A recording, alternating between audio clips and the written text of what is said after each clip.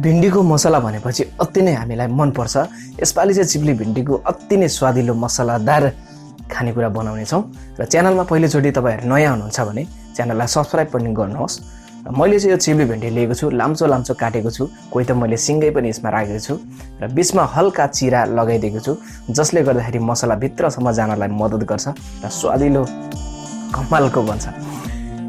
र बनाउनुको लागि चाहिँ एउटा भाँडामा अलिकति तेललाई राख्ने र तेललाई मजाले तातिनलाई चाहिँ छोडिदिउँ र माथिबाट चिप्ली भिन्डीलाई यसरी राखेर अब चलाइदिनु पनि पर्छ। बिचमा हल्का चलाउँदै यसलाई पकाउँदै जाने र यतिको भएपछि अलिकति नुन राख्ने। अब फेरि पनि यसलाई चलाइदिनु पर्छ।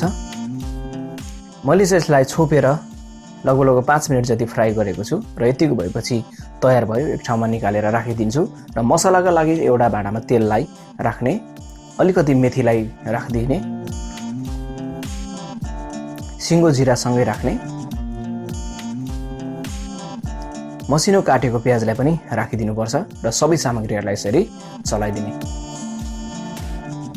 यो चाहिँ टमाटर, धनिया र हरियो खुर्सानीबाट तयार गरेको मिक्सर हो।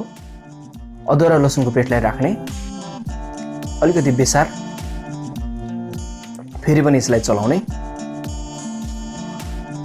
मसलाको रूपमा जिरा र धनियाको धुलोलाई मात्रै मैले यसमा प्रयोग गरेको छु र फेरि पनि बिचमा चलाउने। तलको भाग नडढोस् सानो आगो गरेर र बेसन पनि राखिदिने र बेसन राखिसकेपछि पनि बिस्तारै यसलाई चलाइदिनुपर्छ। आगोको तापक्रम भने सानो गर्ने र तयार गरेको मिक्सरलाई राखेर यसरी चलाइदिनु पनि पर्छ। अब अलिकति स्वाद अनुसारको नुन पनि सँगै राखिदिने र बिचमा यसलाई पनि चलाइदिने। अब छोपेर ग्रेभीलाई पकाउने। ग्रेभी पाक्न थालिसकेपछि यसरी निकालेर फेरि पनि यसलाई बिचमा चलाइदिनुपर्छ र अलिकति दहीलाई राखिदिने। जब दही राखेर यो भिन्डी बनाइन्छ अति नै स्वादिलो र मिठो हुनलाई मद्दत पनि गर्छ। र अघि तयार गरेको चिप्ली भिन्डी यो यही नै हो र माथिबाट अब भिन्डीलाई राखिदिने र बिचमा चलाउने। मसलाले चाहिँ सबै भिन्डीलाई छोपिने गरी चलाउनुपर्छ र छोपेर पकाउने। लगभग 5 मिनटपछि फेरि पनि यसलाई निकाल्ने र यसरी अलिकति आवश्यकता अनुसार पानी राखेर चलाउने। कसुरी मेथी पनि सँगै राखिदिने र अलिकति धनिया राखेर फेरि पनि यसलाई चलाइदिनुपर्छ।